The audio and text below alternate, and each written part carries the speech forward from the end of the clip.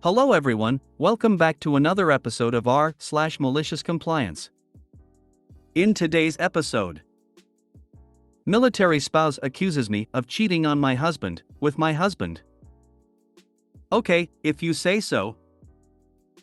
You don't want to pay a few bucks to your Uber driver for waiting? It's gonna cost you plenty there, Sparky.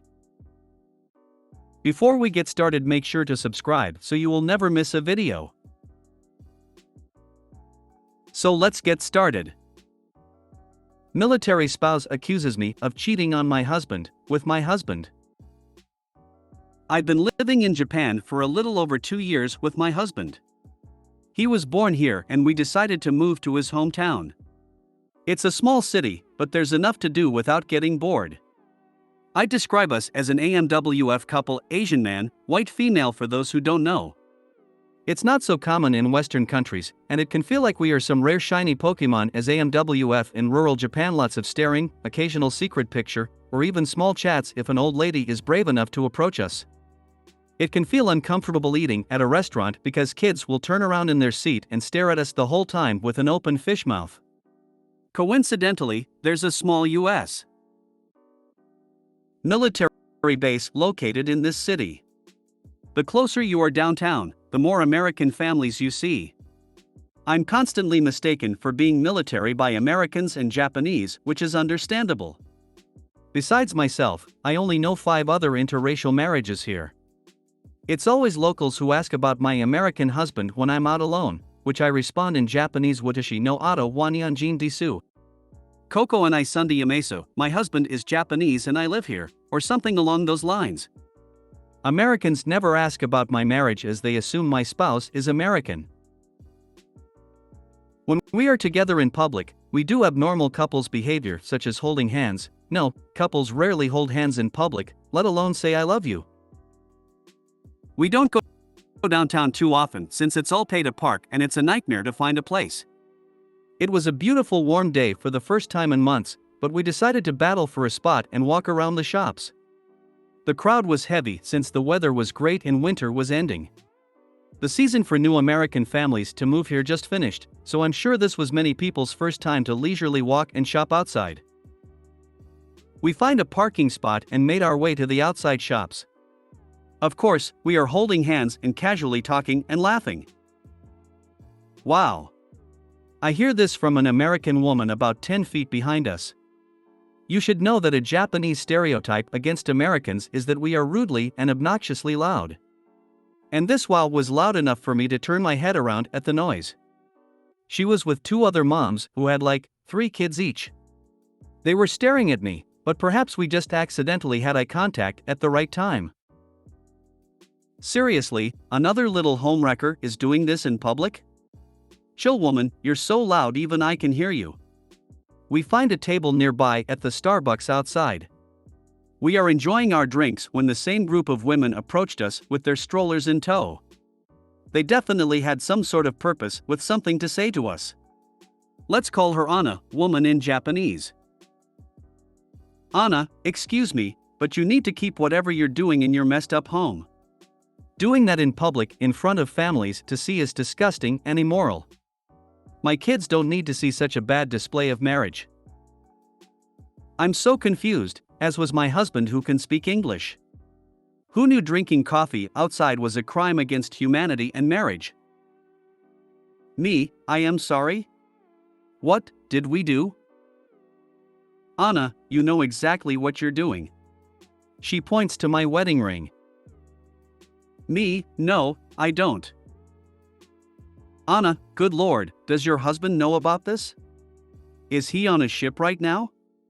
That's so like a dependopotamus. Her friends laugh. In case you don't speak military, a dependopotamus is slang for a military wife who stays at home all day, doesn't clean, uses their spouse as an ATM, and looks like Jabba the Hutt. It dawns on me, she thinks I'm a military spouse and I'm cheating on my American husband. I started laughing because she's suggesting I'm cheating on my husband with my husband. Me, this is my spouse. I'm actually not part of the military community and have a Japanese visa. Anna looks at my significant other up and down. The 2 women behind her apologize, but the Anna didn't believe it. Anna, no one would voluntarily want to live in this little town. Nice lie, but you're not representing the military community. You make all of us wives look like whores. Who is your husband and what's his rank? Also, I need to your dependent ID. My husband is a high rank, so he'll make sure your husband is aware of your infidelity. She pulls out her phone to probably type my response. I'm offended since this is actually a nice place to live and very open to foreigners. Me, look, my husband's name is Ray, not his real name. I don't want to reveal personal info, and he's sitting right here. I'm not going to show you my military ID since I don't have one, and you're not the police. As proof, you can obviously see our wedding bands match, and here's a picture. I show her my phone screen, which is of us in traditional Japanese clothes on our wedding day. Her eyes became huge at the picture. Her two friends and their spawn have already started walking away. Anna, why are you in a relationship with him? You should be in a normal relationship and start having a family with American kids. She says some other statements which I consider racist against the Asian race. It's so ironic because we are in Japan, and she's fussing about me being married to a Japanese man. My husband has been quiet throughout the whole exchange and says to me we should go. I agree and stood up. Me, stop. The things you are saying are extremely offensive. I was part of the military community myself some years ago, and what you're doing is against spousal conduct. She smirked. Go ahead and tell people what I did, then. My high-ranking husband is an E7, and everything will be swept under the rug no matter what happens. You can't touch me. So that's what I did. Note, this is a small military community. Someone does something minor and it's talked about between wives like chickens. Later that day, I run into my friend who works on the base, and she's well known in the community for being one of the main event coordinators. I don't miss this chance to comply with Anna's demand and explain to my friend about the exchange and how it made my husband extremely uncomfortable with her remarks. She asked me if this person looked like so-and-so, which I said yes. My friend rolls her eyes. Friend, she just arrived a couple months ago and is already causing problems with rumors and drama. Looks like we have a racist, too. I'll make sure what she said is passed on. It's been half a year later and I didn't hear anything about Anna again since I distanced myself from making military friends here. I've only been in my new city for a little over 2 years and experienced more drama from military families than I have my whole high school career. That is, until now. Last week, I ran into my friend who's getting ready to leave back to the United States. We had a little discussion about her moving and my family planning, and dropped a bombshell. Friend, do you remember Anna, who accused you of cheating on your non-existent military spouse and called your husband a racist name? Me, of course. I haven't heard anything from her since. Friend, well, I mentioned we were already having problems with her not long after she got here. I told my boss that there's a person who was bothering and threatening civilians and asking for IDs, which isn't allowed for someone with her status. My boss was extremely interested after I mentioned her name because Anna was scheduled for an interview in my department. I suggested we look at her social media accounts from her past behavior, because we don't tolerate racism. It was easy to find her Twitter and Facebook, particularly Facebook since we have many mutual friends. Her SNS was shocking. While she set her Facebook to private, her Twitter was littered with malicious tweets and retweets. This included racism slang for many nationalities, colorful language, and using her husband's military rank to bully others. She made it very clear that she wants to see her current city burned to the ground, and why would anyone want to learn Japanese since it sounds terrible? We printed some of the more extreme things she posted and we still invited her to the interview. Oh, and did I mention my boss is Japanese? So she comes in to the interview, which I was part of. I asked 3 good things about her, which is she says dependent, gets things done, and friendly.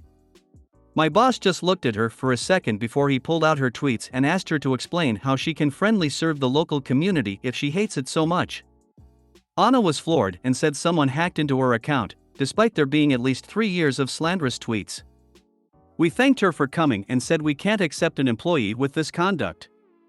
As far as I know, she's still not working because some spouses found her Twitter not long after the interview and was shared in all departments.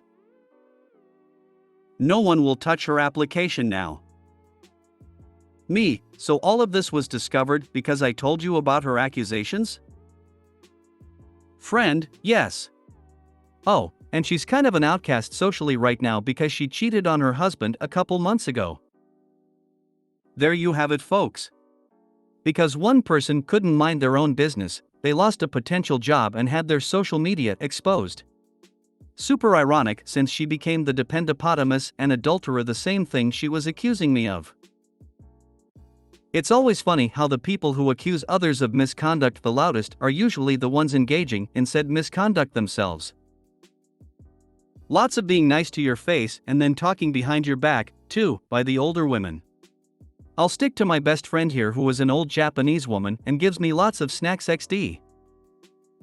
It's to deflect the attention of their own misdeeds. E7 isn't really that high a rank.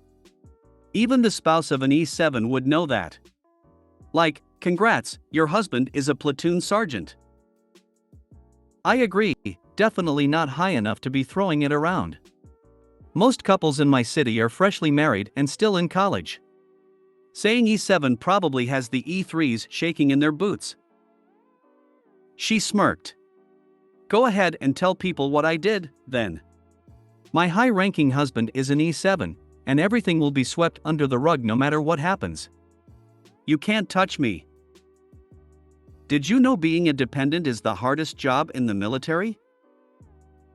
Hey man, we gotta recognize her sacrifices. I bet they don't even have XXXL tubs of ice cream in Japan. Think of how hard that must be for her. My ex was military and I literally read high-ranking E7 and I'm sitting here like? What kind of dependent thinks an E7 is high? The ones who think husband's rank equals her rank.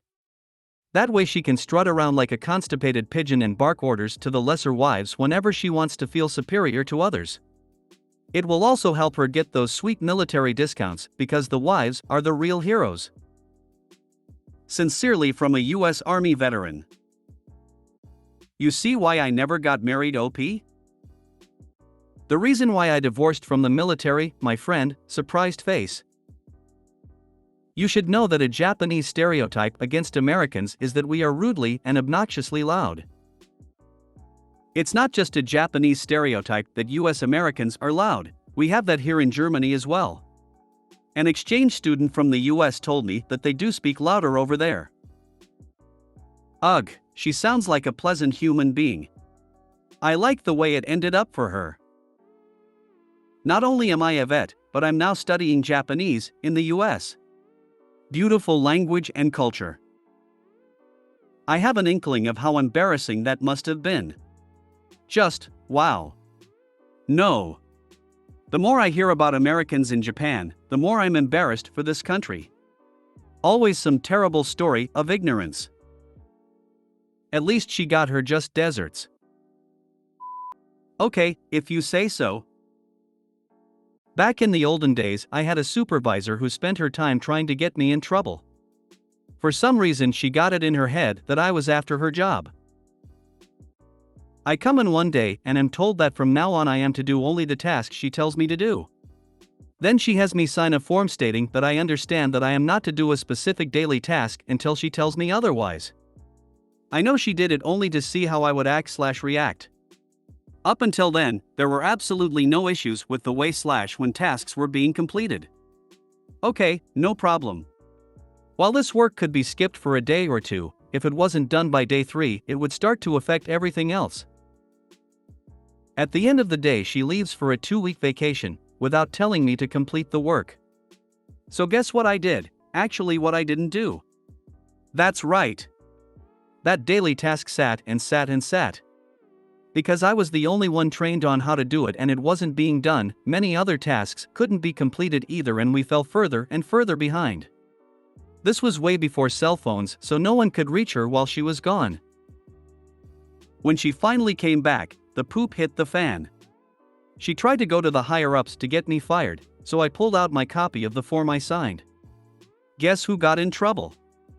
Not me. In fact, that form got torn up and removed from my file. After that, I went back to doing things the way they had been done before. The rest of the time I worked there, she would spend her days watching me through the crack in the door and trying to catch me doing something wrong. As far as I know, she's probably still on the hunt 30 plus years later. LOL. What a dork supervisor you had. Glad it turned out okay for you. You are telling me she didn't get fired? Right, with that level of incompetence, I'd say she was either family or banging her boss.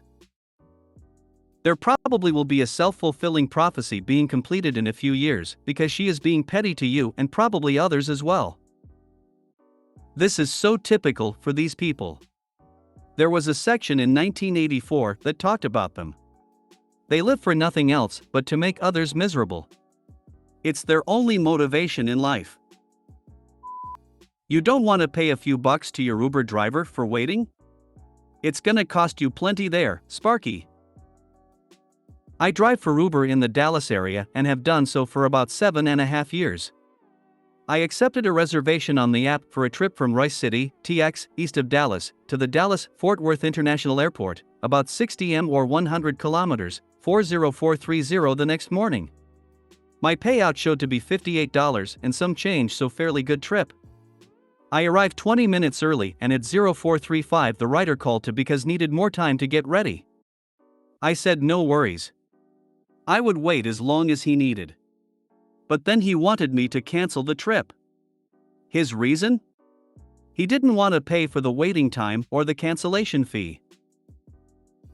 His logic was that when he was ready that he would just reorder the ride, and since I would be there already, I could just accept the trip and all would be well. Yeah, not quite. Uber has a policy that if a driver is at the pickup location for a reservation on time and the ride is cancelled for any reason by either the driver or the rider still pays for the whole trip and not just a $5 cancellation fee.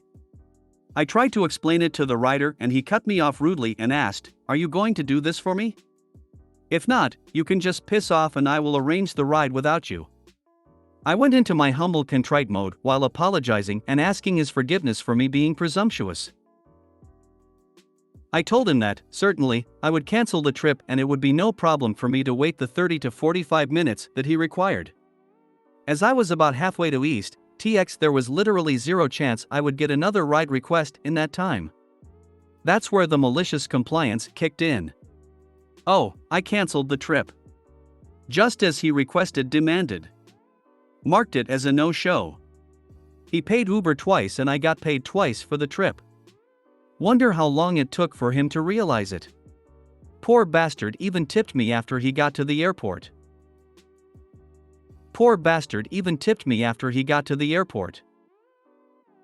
Yeah, you earned that tip with having to put up with him. I dislike Ubers and Lyfts and DoorDashes, etc., business models, but if I was in this situation I'd just suck up the fact that I'm going to pay more than I originally planned. Good for you in this situation, but Uber has a policy that if a driver is at the pickup location for a reservation on time and the ride is cancelled for any reason by either the driver or the rider still pays for the whole trip and not just a $5 cancellation fee. Kinda messed up that the rider pays the whole trip if the driver cancels for any reason after arriving on time. Not particularly related, but I hate it when there's a wait for a ride, and about 8 minutes before a 15-minute pickup, the driver cancels. So I have to order another one and I'm now behind schedule. $58 for a 100 kilometers trip? And that's a good one? Last time I needed a taxi to the airport at 4 a.m. I paid €50 for a 23 kilometers ride. How big is Uber's cut? And is this take-home pay or do you still need to pay gas and maintenance from this? I guess I see now why Uber can be so cheap. And why it was outlawed / couldn't operate on the American model in most European countries. I am staring at those numbers, and a 4 a.m. multi-hour drive including pickup and waiting cannot be worth it at $58 if you think your time has any value, especially with a rental car and fuel costs. If your time is completely worthless to you, then I guess you're slightly better than breaking even, at best. Geez, sound like you gave my entitled brother a ride. He would do this. $58 round trip is $14.50 an hour. Considering West and tear in your car, that doesn't seem worth it. If you made it to the end of the video, thanks for watching. Don't forget to like, subscribe and share, and we will see you in the next video.